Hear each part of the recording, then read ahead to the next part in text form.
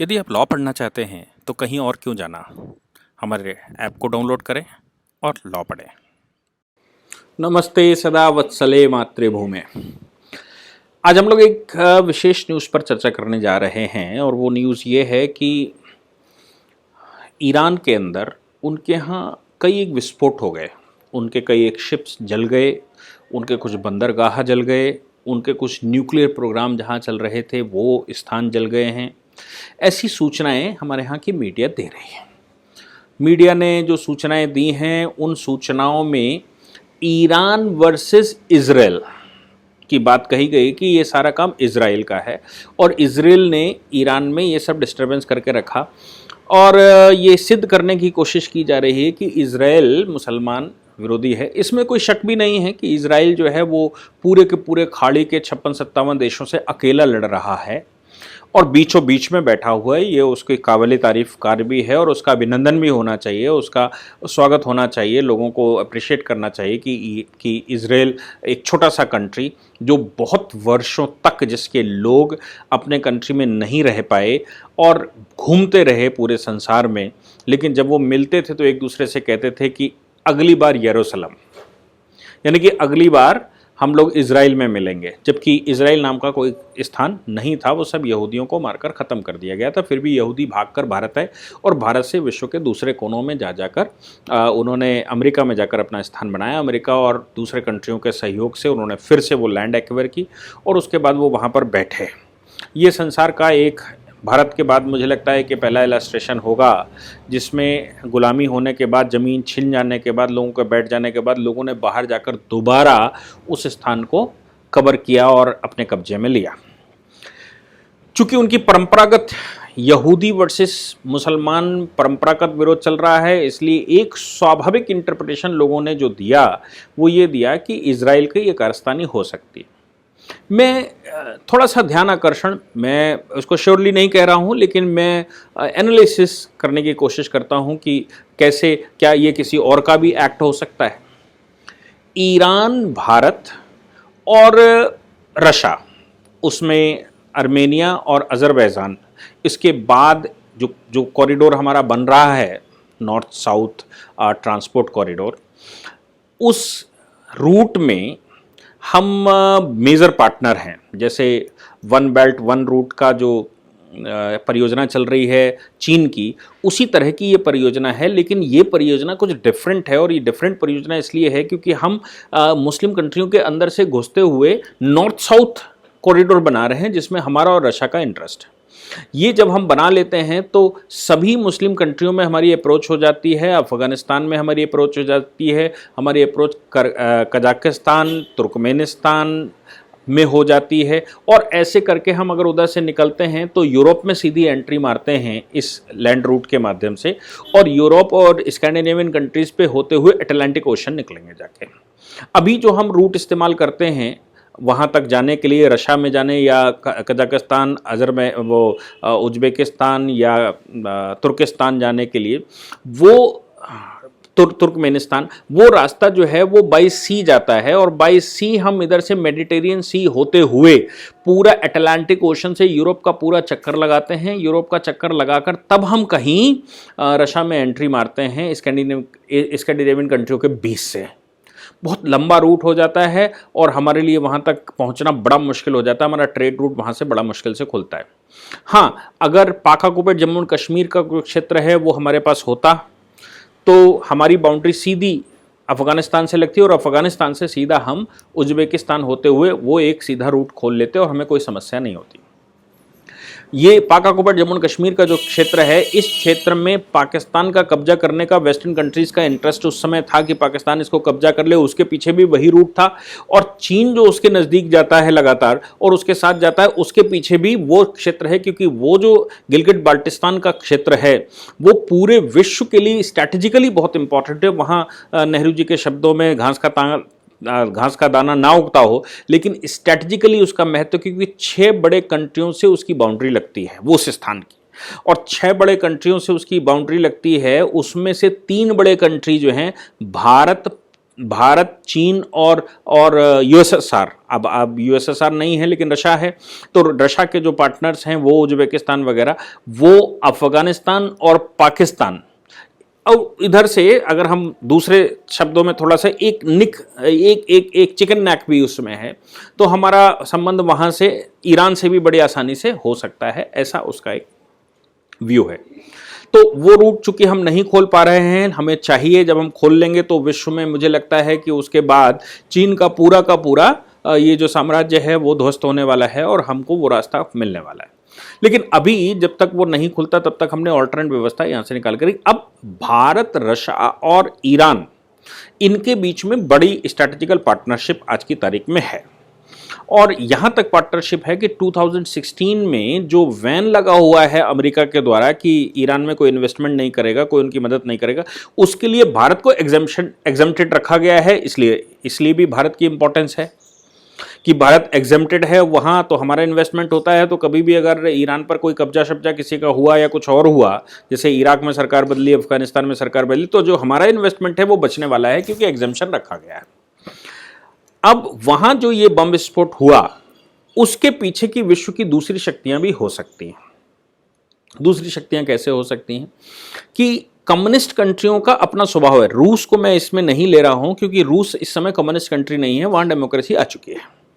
Communist कंट्रियों में सबसे बड़े कंट्रियों में चाइना है। तो कम्युनिस्ट कंट्रियों का जो स्वभाव है, मैंने कम्युनिस्टों पर पीछे उनके नेचर पर कि लेनिनवादियों ने कैसे या रशिया ने कैसे इन्वेस्टमेंट चीन में किया और चीन को कम्युनिस्ट शासन में लेकर आए थे, वहाँ की राष्ट्रवादी सरकार को फॉर्मोसा यानी कि ताइवान जाना पड़ा था और ये जो पोर्शन था वो कम्युनिस्टों के कब्जे में आ गया। हालांकि रशिया बाद में 1991-92 में टूट गया, यूएसएसआर टूट गया और टूटने के बाद वहाँ डेमोक्रेसी आ गई और डेमोक्रेसी आने, गोर्बाचोव के बाद डेमोक्रेसी आ गई और डेमोक्रेसी आकर वहाँ एक सिस्टम चालू हो गया। तो वो विचारधारा भले ही कम्युनिस्ट हो सकती है लेकिन फिर भी वो एक दूसरे तरह का वहाँ डेमोक्रेसी डेवलप हो गई है। लेकिन प्योर कम्युनिस्ट जो है वो चाइना है। तो वो जो रशिया करता था और रशिया ये करके सारे कंट्रियों को अपने साथ यूएस के खिलाफ या डेमोक्रेटिक कंट्रियों के खिलाफ करता था, वो आज चीन करने की कोशिश कर रहा है। अब चीन के पास धन है। धन इसलिए है क्योंकि चीन में जो कुछ भी है वो चीन सरकार का है। भारत की तरह डेमोक्रेसी नहीं है कि हम अगर खेत में भी रेलवे बनाने जा रहे हैं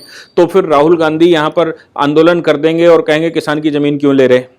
ऐसा चीन में नहीं है। तो सारा धन जो देश का है, जो देश में किसी भी व्यक्ति के पास है, वो चीन सरकार का धन है और वहां सरकारी काम होता है, सरकार के नेतृत्व में सब कुछ होता है। इसलिए उनके पास धन की कमी भी नहीं रहती क्योंकि कंट्री का पूरा धन इंडिविजुअल ना होकर सरकार का होता है। इस धन से वो खेल खेलते हैं। हम लोगों ने पीछे कहा था कि वो कैसे कैसे करते हैं।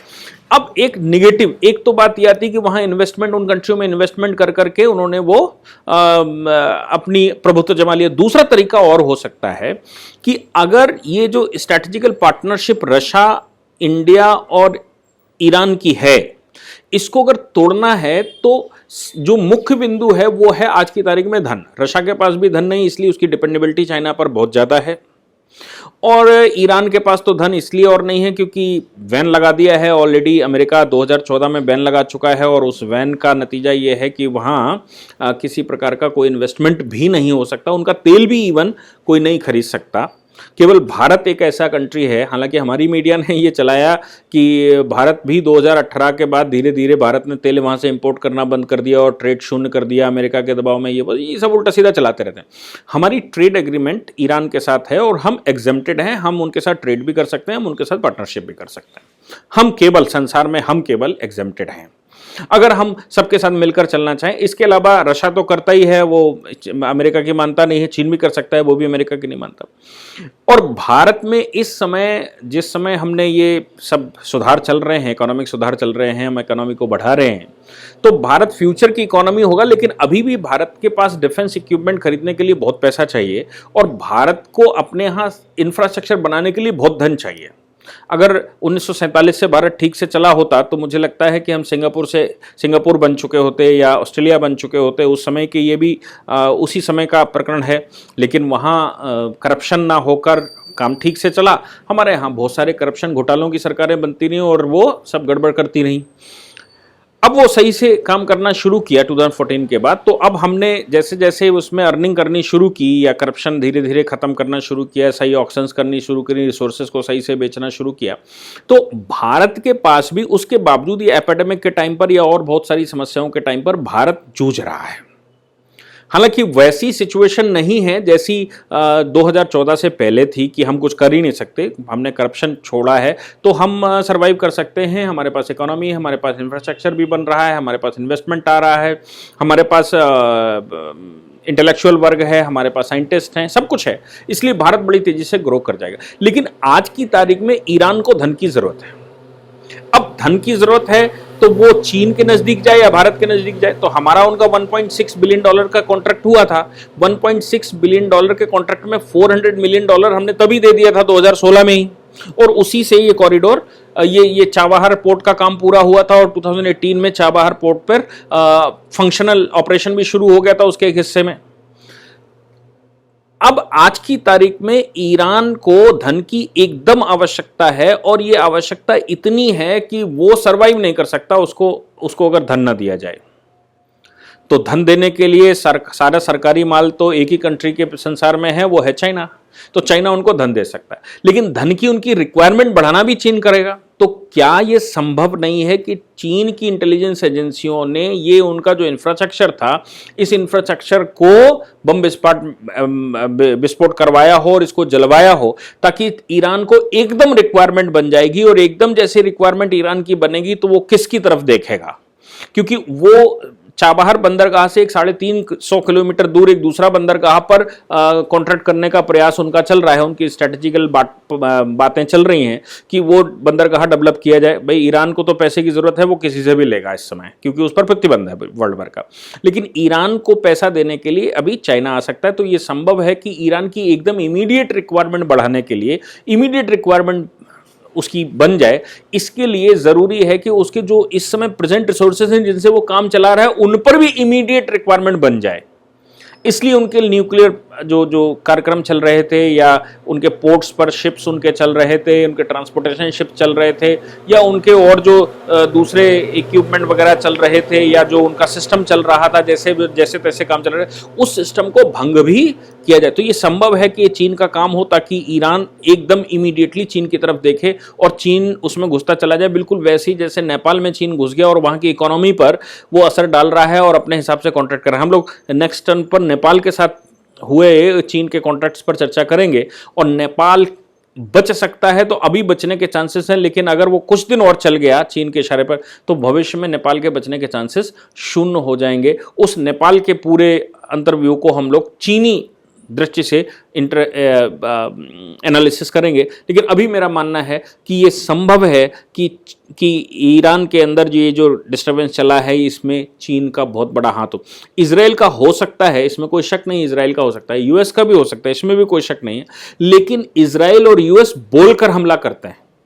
इनकी खास बात है कि ये सामने सामने से हमला करते हैं, ये छुपकर हमला नहीं करते, ये बोलकर हमला करते हैं। ये उनके नोन एनिमी हैं, और ये जलाएंगे तो ये क्रेडिट भी लेना चाहेंगे, विश्व के जो कंट्री उनके साथ खड़े हुए हैं उनका क्रेडिट लेंगे, इसलिए ये उसकी घोषणा भी करेंगे कि हमने जलाया।